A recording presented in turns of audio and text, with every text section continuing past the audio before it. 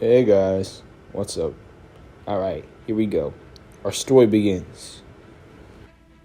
We see Luke being tortured by the Emperor's Sith lightning, showing no mercy. Luke was dying. The next few minutes, he would surely die if nothing was done to stop him. Vader was conflicted. He always wanted to kill the Emperor, but never had the chance. He realized this was possibly his first and only chance. The Emperor's attention was so fixed on causing Luke pain, he completely blocked out everything else going on in the world, including Vader and his emotions. Luke begged for his father's help.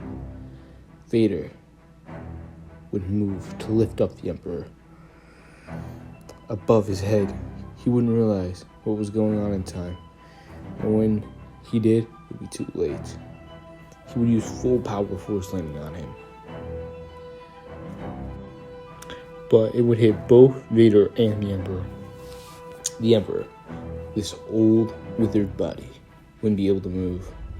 Vader would power through the lightning, hurling the Emperor down the reactor shaft, killing him.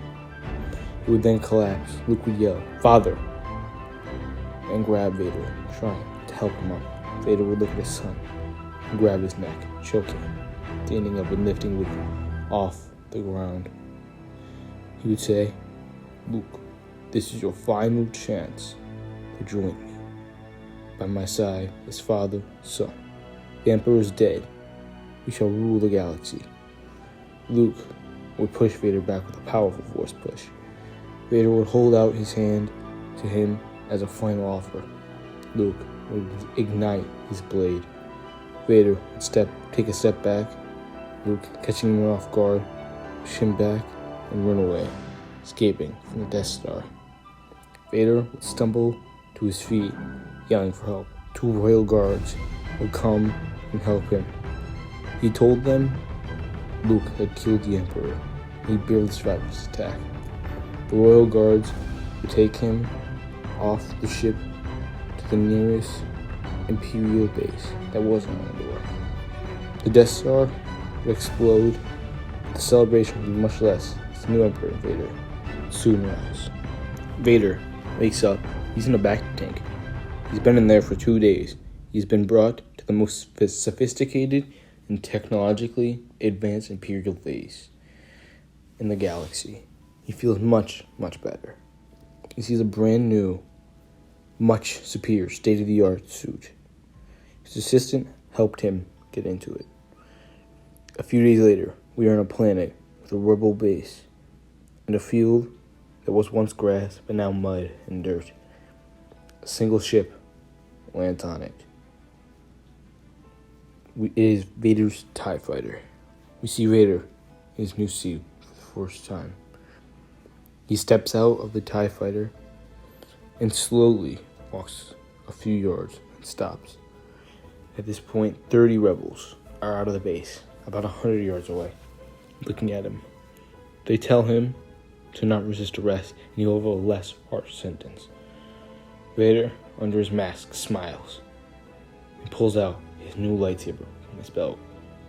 He ignites it and sprints towards them, moving unspeakably fast.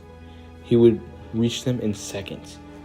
He would jump through the air, spinning and twirling over their whole group, just like his former master did many years ago.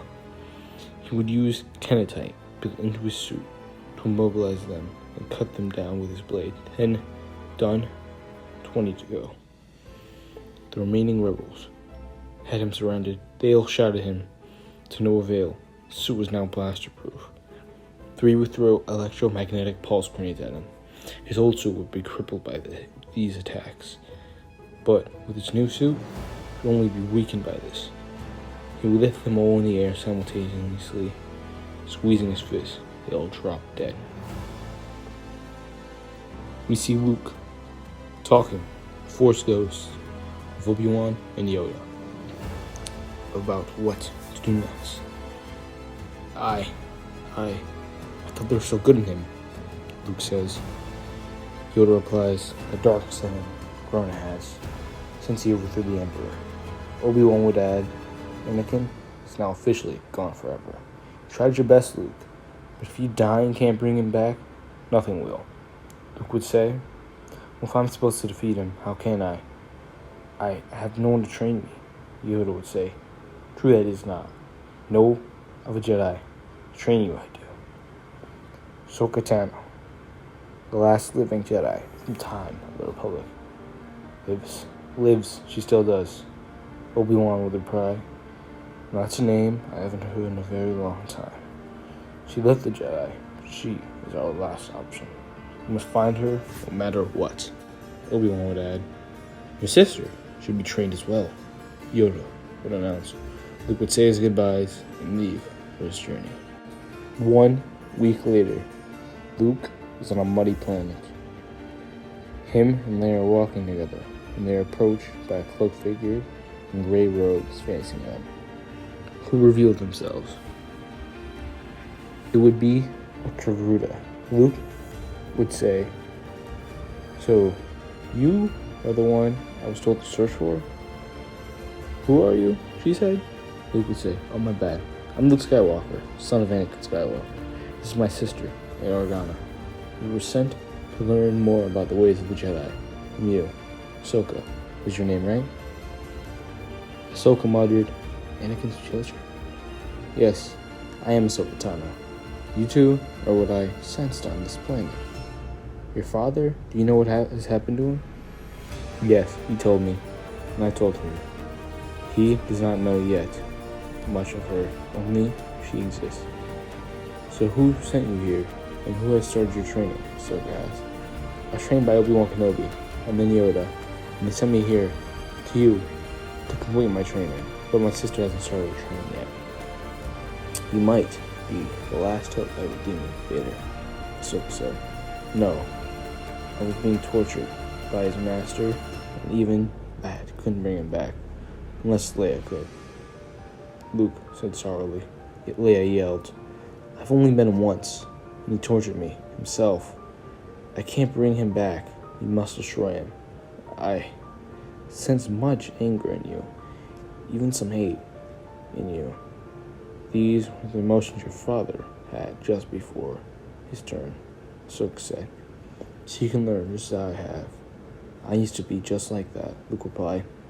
Very well, I will train you both. Ahsoka says, over the next year, training on Naboo, Leia will become extremely powerful. Luke will reach levels he thought weren't possible. Then Leia would stop her training due to her pregnancy. After Ben Solo was born, she would still train part-time. 5 years after the training had initially begun, they were ready. Luke and Ahsoka were going to confront Vader.